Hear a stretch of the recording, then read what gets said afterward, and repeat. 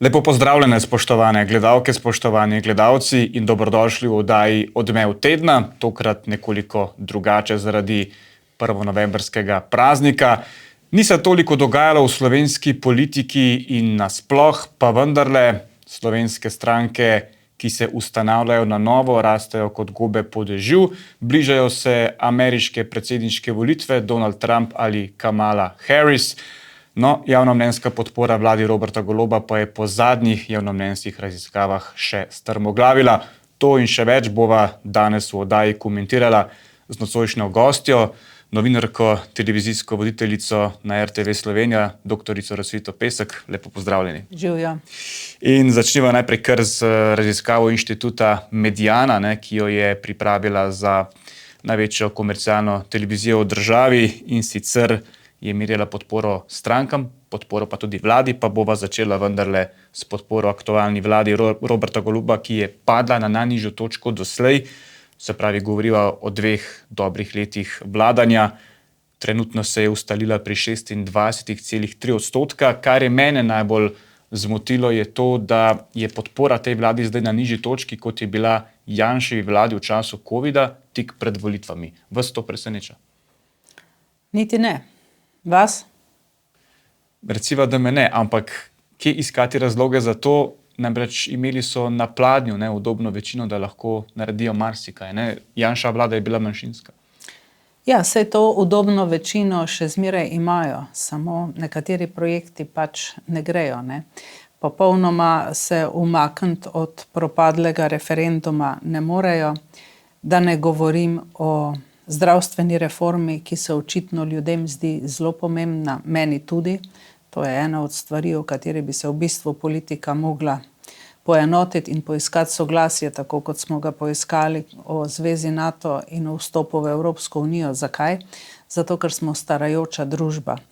Ker imamo, kot veste, se nam manj ljudi rodi, zmeraj manj, in zdravstvo bo pač postalo vprašanje, ki zanima skoraj vsakega državljana. In če tukaj niso stvari urejene, če ministrica govori, da bomo zanihali, če imamo že zdaj nekatere čakalne dobe daljše od pol leta in še več, in tukaj se preprosto vidi, da se ta sveta vojna za slovenskim zdravstvom še kar nadaljuje. Jaz mislim, da je to ena stvar, ki res nese to koalicijo dol. Drugo so pa tudi nekatere kadrovske poteze, predolgo vztrajanje nekaterih ljudi, ki bi morali oditi. Tudi če me pa vprašate po novih imenih, nisem prepričana, da je to ravno krem de la krem tega, kar bi se pri nas moralo najti. Drugo je pa seveda predsednik sam po sebi, njegove hitre izjave, zmeraj več obljub in zmeraj nižja realizacija. Mene osebno je zelo zmotilo, da se je toliko govorilo o strokovnosti. Nazadnje se pa reče, veste, kaj smo ugotovili, da vendarle rabimo na ključnih pozicijah politike, ne strokovnjakov. Glejte, očitno bomo morali volivci malenkost bolj paziti, kaj nam pripovedujejo v volilni kampanji. Mislim, da je ena bivša kolegica na televiziji Slovenija, zdaj na svojem, gospa Nataša Markovič, mislim, da je na svojem spletnem portalu zapisala, zakaj predsednika vlade nihče od največjih medijev v državi zares ne vpraša, kako je zdaj s temi izjavami. Kdaj je prvič srečal Tatjano Bobnar? Recimo, zakaj se mediji s tem ne ukvarjajo več? Poglejte, jaz izmeraj, ko ena taka zadeva, kjer bomo očitno imeli besedo proti besedi, ne vprašamo, ali pa ne vprašajo, zakaj naj bi si pa nekdo to izmislil. Povejte mi en konkreten razlog, zakaj naj bi si tako zgodbo o metanju ljudi čez rame in tako naprej nekdo to izmislil. Jaz tu nekega konkretnega odgovora ne vidim. In še nekaj se mi zdi, seveda zdaj po dobrih 2 letih in pol izjave treba je očistiti določene strukture Janševih kadrov, treba je izvesti dejanšizacijo, zvenijo seveda zelo grobo, ker smo malenkost že tudi sami pozabili. Ampak bile so izrečene, imamo jih posnete, In zdaj se pač to kolo vrti. bomo videli, kam se bo privrtelo. Tukaj bi jaz težko bila nek napovedovalec, ampak preprosto jaz ne vidim razloga, zakaj naj bi si neka gospa to izmislila. Ampak tukaj imava specifično situacijo, ne? Prej ste rekli beseda proti besedi. Midva tukaj imava besedo Roberta Goloba proti besedi Roberta Goloba. Ne? Vsaj, ko govori o tem, kdaj je prvič srečal nekdanjo ministrico. Ja, tukaj zdaj zapenjamo za neke datume. Jaz bi še vseeno rekla, v času, v katerem se je to dogajalo, so bili ti pogromi nad vsem, kar je ustvarila prejšnja vlada in predvsem nad tem, kdo je Janez Janša in kdo so njemu lojalni kadri, nekaj tako, kot da si midva rečeva dober dan. Danes pa 2 leti in pol zatem so pa te izjave zvenijo seveda izrazito nestrpno, njihov čas je mimo in ko jih objavimo, se zdijo pravzaprav grozne. A si vi predstavljate, da je treba nek politični prostor nečesa očistiti, a čez 2 leti bomo pa govorili vse, kar je naredil Robert Golob, vse, kar je pripeljal, je treba očistiti. A je to nivo neke slovenske politike 35 let po demokratičnih spremembah? Še eno vprašanje, kar se tiče javnomnenjske podpore. Zdaj, zgodovina nekako ni naklonjena tem novim obrazom, ne? Sicer stranka... Narobe, zgodovina jim je zelo naklonjena. V kakšnem smislu? Za leto, 2, 3. Dobro, ampak Plesali so eno poletje. Na naslednjih volitvah sem mislil, recimo stranka Mira Cerarja je potem nekako preživela in v drugem mandatu osvojila približno 10 mandatov, 10%, ampak ne, zdaj ta vlada, ki ves čas vztraja, da ima program za 2 mandata, ne, čeprav so jim ljudje zaenkrat zaupali enega, nekaj počne v teh dneh plačna reforma oziroma nekako se zdaj odpravljajo ta plačna nesorazmerja, davčna reforma, lahko in Gibanje Svoboda in Golobova vlada te trende še obrne sebi v prid do volitev po vaše? Ne vem, na katerih projektih, predvsem bi morala končati to sveto vojno. Dajmo, mi je zelo žal, ampak jaz se moram vrniti k zdravstvu. Obisk premierja Goloba v Beli hiši name neposredno, razen tega, da je pač neka politika pokazala, da je zmožna sodelovati z svetovno velesilo, nima neposrednega vpliva. To, kar se dogaja v zdravstvu, pa ima. In lepo prosim, naj se ta sveta vojna med zdravniki, ki so v en glas na tej strani. Poglejte, vsi so se postavili sem, zdravniška zbornica, zdravniško društvo, varuh pacientovih pravic, vse, kar v zdravstvu leze in gre, je na tej strani. Tukaj, na drugi strani, je pa seveda zdravstvena zavarovalnica, premier Golob in njegov strateški svet, ki ga vodi gospod Brecelj. In jaz ne vem, treba se bo začeti poslušati, če so objavili številke, koliko jih bo šlo, če so povedali, kateri zdravstvene specialnosti so posebej napadene v tem primeru in da gospe ministrici, da ne razume, da ne moramo vzdržati tega, da nam bo zdravstvo zanihalo, kot ona pravi, potem jaz ne vem, mislim, da rabijo tukaj en reset. Ampak se iz strateškega vidika zdaj vlada sploh lahko umakne iz vztrajanja pri tej noveli o zdravstveni dejavnosti? Seveda se lahko, se je vendarle bila samo javna obravnava. Lahko bi rekli, dobili smo toliko in toliko pripomb, vsak člen v zakonu nam je raztrgala v bistvu zdravniška zbornica, na vsak člen so imeli pripombe. Ampak dajva eno vzporednico potegniti. Če bi vi mene pred tednom dni vprašali, a je mogoče, da mi ne gremo na referendum, bi rekla, ni mogoče, saj so se vsi zmenili. Pa vendarle je bila ena zavora potegnjena in mi 24. novembra ne gremo na referendum. Ker jaz štejem v resnici tej politiki v dobro. Ker razmere takšne, kot so bile, take premetanke, kot se jih je politika šla, so bile v bistvu izredno, kaj ne rečem, nepoštene do nas volivcev. In smo sprejeli ta obrat. Morebiti, zdaj gledamo na te stranke, za mizo so se dogovarjale 4 največje, pustimo zdaj Levico ob strani, ne? In smo to nekako sprejeli in si morebiti celo na nek način oddahnili. Ne bojo nas pretentali s tistim manipulativnim vprašanjem, vzamimo si čas in zadihajmo, ne?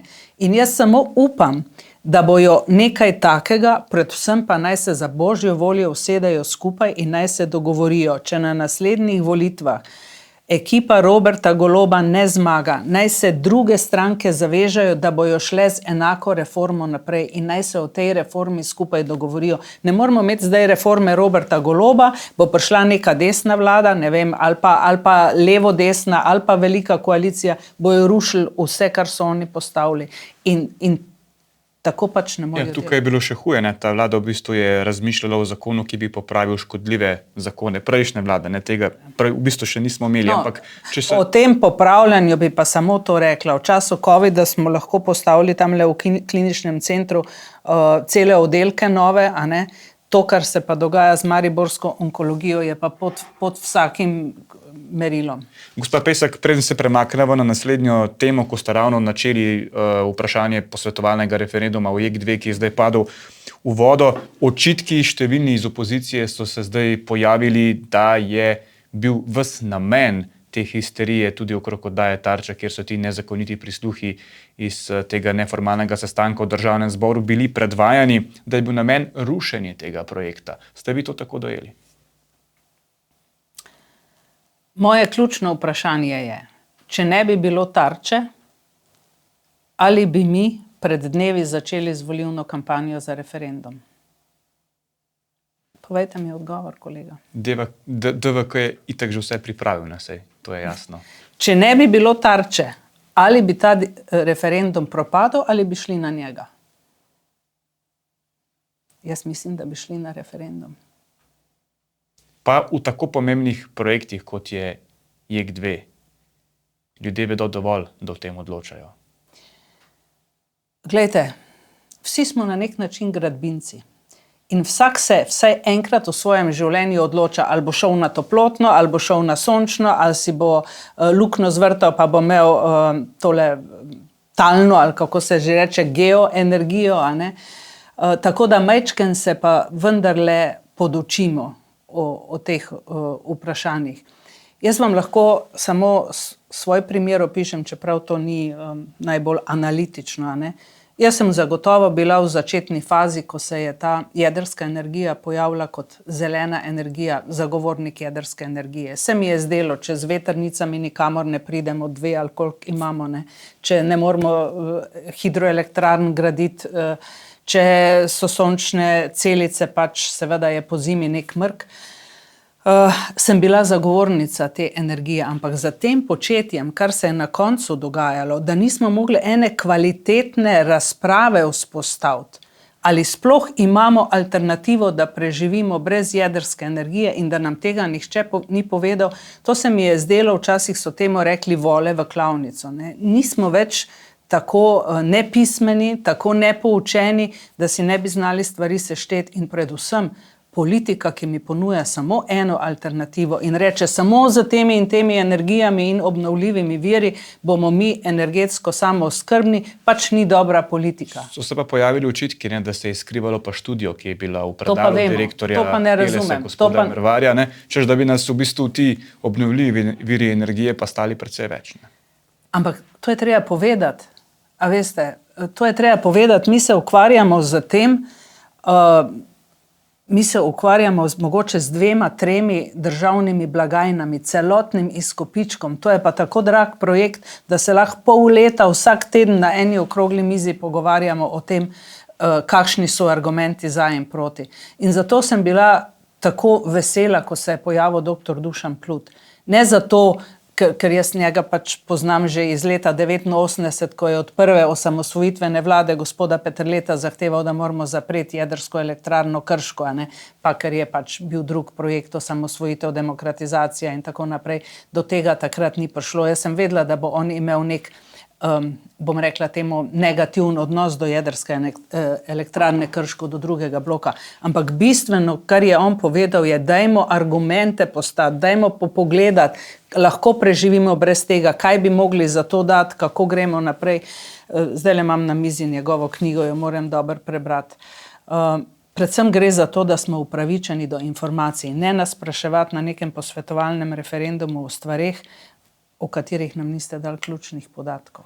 In ne mi reči, da jaz se ne bom znajdla v tisti analizi, ki jo je postavil za ministrstvo iz Elektra, gospoda, ne, ker tudi če vsega ne bom razumela, neke številke na koncu mi bodo dale misliti.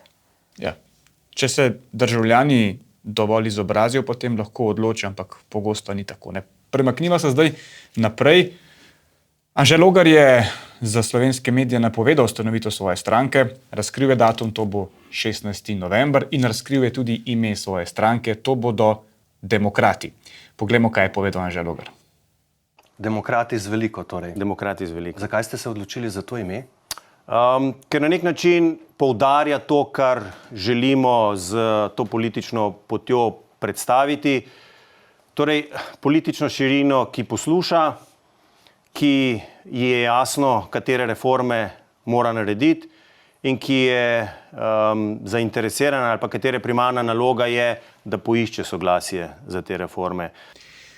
Ja, gospa Pesek, Anže Logar je napovedal stranko Demokrati, Janez Janša pa se je odzval na socialnem omrežju X in napisal, da je Slovenska demokratska stranka leta 2003, ko je svoje ime takrat spreminjala iz socialno-demokratske stranke, s skrajšanim imenom tudi v registru pisala Slovenski demokrati. Skratka, v Sloveniji ni dovoljeno registrirati stranke z imenom, ki je praktično enako imenu že obstoječe stranke, je na X-u zapisal Janša in potem kasneje v naslednjem tweetu tudi pripisal, da v bistvu Logar ne samo, da je ukradel mandat, ampak tudi ime stranke. Žal nisem tega tvita prebrala, ampak v mojem spominu so eni drugi demokrati in mi dovolite, da malenkost to pojasnim. Imeli smo stranke v Demosu, njihov možganski trust je bila Slovenska demokratična zveza. Nastala je v glavnem iz kroga pri Novi reviji in tu sta bila zakonca Hribar, vodil je gospod Rupel, pomembni člani so bili gospod Peršak in številni drugi, skratka. In ta stranka se je jeseni leta 1991, še preden smo dobili mednarodno priznanje, razdelila v dve stranki, v Narodne demokrate, katerih vodenje je prevzel dr. Rajko Pirnat, in v Demokrate. DS so imeli kratico Demokratska stranka, katerih vodenje je prevzel Dimitrij Rupel in kmalu za njim tudi Igor Bavčar. Kje je ostal Janez Janša? Ostal je vmes. Ni se želel pridružiti niti Pirnatovi struji, niti tej Ruplovo-Bavčarjevi struji. Kasneje je Janša pristopil v SDS, socialdemokratsko stranko. In ti demokrati so živeli naprej, šli na volitve leta 1992, svarili pred veliko koalicijo LDS-a in SKD-ja in točno ta se je zgodila. In demokrati so dobili, mislim, da samo 6 poslanskih mest, v njej je bil tudi dr. Bučar.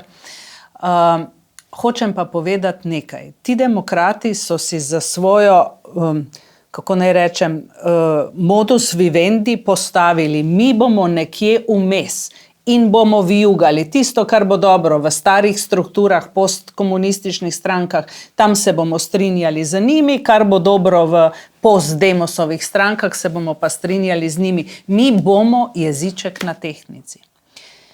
Kasneje smo imeli v naši parlamentarni zgodovini še več poskusov, ko je nekdo hotel biti jeziček na tehtnici, pa se ni izšlo.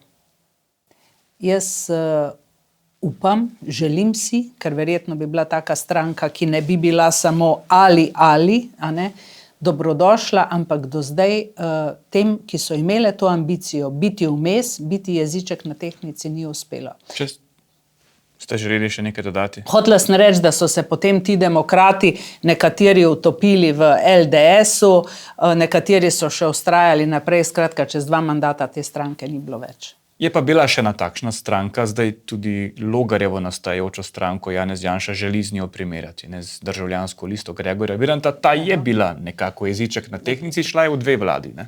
Ja, potem pa tudi ni več nič iz te sredine ostalo.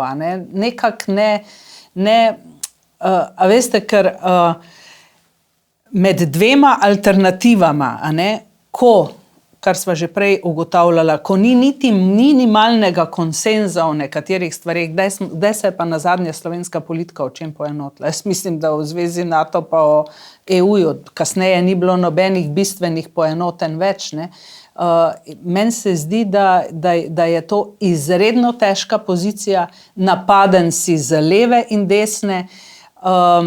Tudi gospod Logar ima, če misli, to platformo, te ljudi iz platforme posrkati v bistvu v stranko, not nastavke, ki bodo te tenzije v stranki zmeraj delali. Ne? Te stranke so se, tudi demokrati so se, en del je šel v LDS. SMC ne nazadnje v zadnji vladi. Ne, te tenzije znotraj stranke nekako se pol pokupčkajo, eni, ki so blizu temu liberalnemu ali pa levemu delu in oni, ki so bliže temu konzervativnemu desnemu delu. Tako da preživetje teh strank, ne vem, ali imajo ta modus vivendi v glavi, kako bodo oni to vodili, to politiko, ampak me je kar strah za take stranke. A vas je kaj presenetilo, ko je Logar razkril ime stranke Demokrati, potem ko sta ga 2 leti spraševali, kaj je tisto nekaj velikega, ne? In v bistvu se je identificiral ravno s tem imenom, platforma sodelovanja. Bi morala to biti njegova stranka, takšno ime imeti? Glejte, jaz moram tako reči, gospodu Logarju sem prepisala in njegovi skupini, ki jo ima malenkost več posluha za blagozvočnost in preprostost imena. Že platforma sodelovanja, pa mislim, da je bil v osnovi nekoliko daljši naslov tega, je meni čisto mimo. A ne? To zdaj s temi demokrati, če se bo zapletal še v te spore. Jaz se spomnim na začetku demokratičnega življenja. Stranka je registrirala po 5-6 imen, samo da jim kdo ne bi ukradel imena. Socialdemokratov smo imeli vse izpeljanke registrirane, pa je pol kljub vsemu uspelo Socialdemokratski uniji z Rastkom Močnikom in Živkom Preglom in temi ljudmi, ki so delali v Beogradu in so se pol vrnili. V glavnem je to bila tista struktura in je uspelo najti eno izpeljanko, ker je za levi politični del bilo tako zelo pomembno, da si socialdemokracijo k sebi potegnejo, ne pa da ostane na desni. Bo imel Anže Logar še en problem z vidika, da imamo zdaj neko levo do levosredinsko vlado, ki ljudje ne zaupajo več. Anže Logar kot drugi človek SDS-a, iz katerega izstopi in se sam pozicionira kot desnosredinski politik, hkrati pove, da ga desnosredinska vlada kot alternativa tej, ki jo imamo zdaj, nekako, da ga ne zanima, da želi povezovanje prek polov.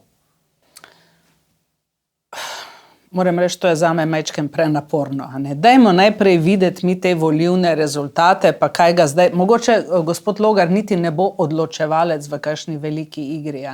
Zdaj, kaj njega zanima, kje on zraven bi bil, kakšno funkcijo bi tle sploh opravljal.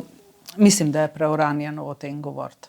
Ker zdaj itak veste, da je edino vprašanje, na katerega mora gospod Logar ves čas odgovarjati, ali bi šel v koalicijo z SDS. Ne. In to bo zdaj ta mantra. Ne. Volivci bomo očitno že 3. v volilni kampanji, če ne celo 4. poslušali, kdo s kom ne bo šel v koalicijo in zakaj ne bomo šli v koalicijo z SDS. Ne bo pa nobenih razvojnih vprašanj. Jaz moram reči, na tem novinarstvom res razočarana. To, kar je obratno, ker v tem studiu je recimo dr. Miro Haček, politolog, nedolgo nazaj povedal, študentom predavam ravno to, da je pač Državni zbor prostor, kjer se pogovarjajo in poiščejo najboljšo možno skupno rešitev. Ja, mi pa smo skozi ujetniki neke Janševe in anti-Janševe politike brez vizij. Ni pa edini Anže Logar, ki nekako napoveduje 3. steber ali pa njegovo gradnjo, glede na to, da ga v Sloveniji trenutno ni. Poglejmo, kaj je pred nekaj dnevi v tem studiu povedal predsednik Državnega sveta Marko Lotrič. Jaz sem pač del tega gospodarsko-podjetniškega, obrtniškega, če želite, tega stebra, ker ga poznam. In na temo, bom rekel, s temi izkušnjami, s ljudmi, ki seveda poznajo še ostale stebre, od regionalne politike, razvoja, omenil sem mlade, inovatorje, starejše, z vsemi temi sodelavci, ki bodo nagovarjali in ponudili možnost, ponudili rešitve pravzaprav in možnost boljše ureditve v državi. Jaz sem prepričan, da bojo ljudje razumeli naš namen, naš prav namen. Vendarle se zdi, da glede na zmagovanje novih obrazov, ki je postal trend v Sloveniji, si pa ljudje želijo te neke tretje stranke, ki bi bila povezovalna, ali je to problem samo zato, ker so vsi, ki vstopajo na novo v politiko, politično brezmadežni in jih zato ljudje volijo? Glejte, jaz mislim, da za več kot en obraz na letošnjih volitvah, nov obraz, ne bo več prostora, ne? Ker jih bojo druge komponente na nek način požrle. Ne? Če zdaj pogledam iz drugega vidika gospoda Lotriča in njegovo stranko, ne? To je še en poraz Roberta Goloba. Robert Golob je prišel iz nekih gospodarskih struktur, kakorkoli že. In da on nima gospodarstvenikov na svoji strani, da se je zdaj očitno zbrala neka energija, kjer bi gospodarstveniki od zbornice do kluba slovenskih podjetnikov najdli nek filter, skozi katerega sporočajo, kaj si oni želijo, tukaj bi se mogel nekdo zamisliti, ker prostor za to, da imajo močne gospodarske skupine znotraj svojih strank, bi moral biti v bistvu drugje, ne pa da zdaj dobivamo novo gospodarsko stranko, ampak če že, jaz jim želim seveda veliko uspeha. Ne? Gospodarstvo mora biti slišano, ker je preprosto prepomembno. Ne? Saj vemo, kaj se dogaja s temi razbremenitvami in tako naprej. To je verjetno nek glas vpijočega v puščavi, bi rekla. Ne?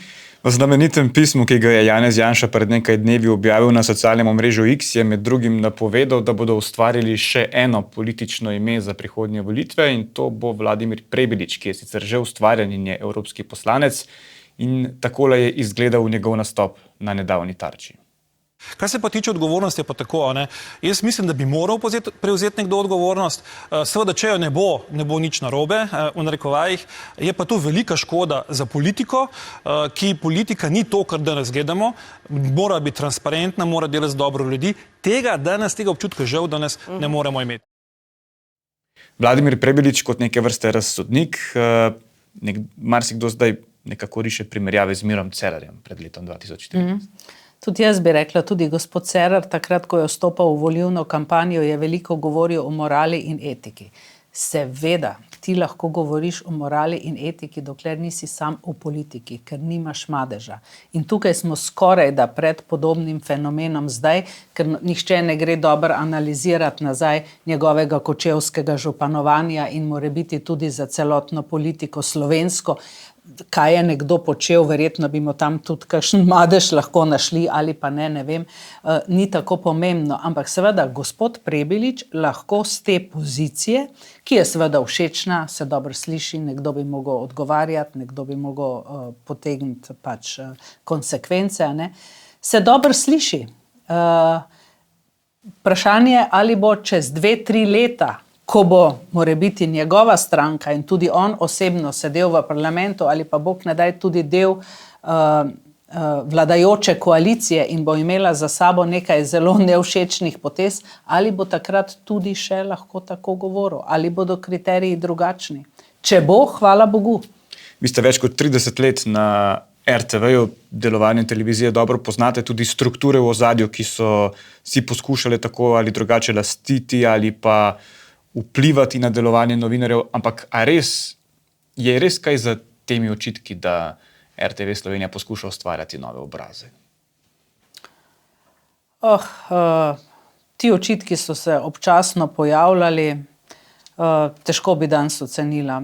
Mi imamo pač zelo čudna pravila za volilno kampanjo, ki so popolnoma nerealna in pač tako ustvarjamo oddaje in tako vabimo ljudi. Ne bi rekla, da je ravno nacionalkina krivda, odgovornost ali pa privilegij, da ona predstavlja nove obraze. Recimo, da bi Tarča nekoga testirala na novo, to je bolj orodje opozicije takšne Dragi kolega Svetina, glede na to, da sva bila nekaj časa sodelavca, bi vas zelo pošteno vprašala, kolikokrat ste bili pred tem, da niste vedeli, koga pripeljati v studio 4 ure pred oddajo in ste bili pripravljeni vzeti vsakogar, samo da v oddaji gosta imamo. Vi veste, kako zelo se radi ključni politiki takrat, ko je pomembno, izognejo našim oddajam in kako velikokrat imamo nekoga v čisti nuji. To drži pa tudi, da je o tem na koncu odločil urednik. Pomakniva se še v zadnjo fazo nocojšnje oddaje. Ameriške predsedniške volitve so pred nami, čez nekaj dni, v torek bodo Američani odločali o novem predsedniku ali pa starem, če bo spet izvoljen Donald Trump. Bo to prvič v zgodovini ženska, če bo izvoljena Kamala Harris.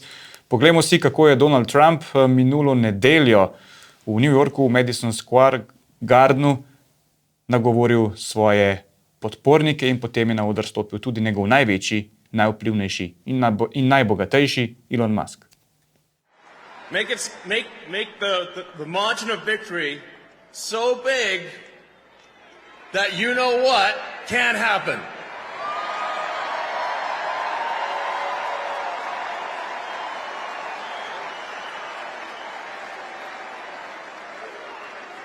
Massive, overwhelming sweep of every swing state and even some of the states that people don't think are swing states. Ameriška predsedniška tekma, seveda z obtožbami, ki so primerljive tudi s tem, kar poslušamo v slovenskem političnem prostoru v zadnjem času. Ko je ta dogodek potekal v dvorani, so demokrati projicirali na dvorano sovražne slogane uperjene proti republikancem, češ, da so fašisti in tako naprej. Nič ni drugače, ne, na drugi strani luže. Ja, bi rekla, da smo bili dobri učenci. V slabem smislu, seveda. To je pač kampanja za bistveno večje množice. Teče drugače kot pri nas, mi takih velikih zborovanj nimamo, ne. Moram pa reči, da sem se mesece nazaj, ko še ni bilo jasno, da bomo imeli podpredsedniško kandidatko, velikokrat spraševala, ali sta Trump in Biden to, kar najmočnejša sila na svetu lahko ponudi, in odgovor je bil seveda ne. Strah me je bilo za to obliko demokracije. Smo pa slišali nekako med vrsticami, smo lahko prebrali v tem govoru Elona Muska, da ne gredo ljudje predčasno voliti, da se slučajno ne bi še enkrat zgodilo, da bi bile volitve ukradene. Ne, republikanci še vedno tako mislijo. Recimo, da se o teh detajlih v ameriški kampanji težko izrekam. Nisem tako zelo dober poznavalec. Zakaj je tako pomembno, da se tudi v slovenskem političnem prostoru politiku predeli ali Kamala Harris ali Donald Trump? Anže Logar se je kar nekajkrat že moral v zadnjih dneh. Ne vem, to se meni absolutno ne zdi pomembno, da bi se na tak način opredeljevala, ker iz tega jaz ne morem za Slovenijo izpeljati čist nobenih sporednic. Mi nimamo slovenskega Trumpa in tudi nimamo slovenske Harrisove, žal. In ne vidim, da bi zdaj slovenska politika na tem stala ali padla. Lahko poveš dobre strani tukaj in tam, poveš, kdaj gospodarstvo cveti, kdaj ne, kako je s človekovimi pravicami, predvsem kako je s pravicami žensk. Mene za to skrbi in v tem primeru nad ameriško kampanjo absolutno nisem navdušena. Amerika, kar zadeva ženske, koraka nazaj, mi je zelo žal. Spoštovana kolegica Rosvita Pesek, hvala za obisk na Domovini. Hvala za povabilo, bilo mi je v veselje, kolega Svetina. Vam pa, spoštovane gledalke, spoštovani gledalci, hvala za pozornost. Ponovno se vidimo prihodnji teden.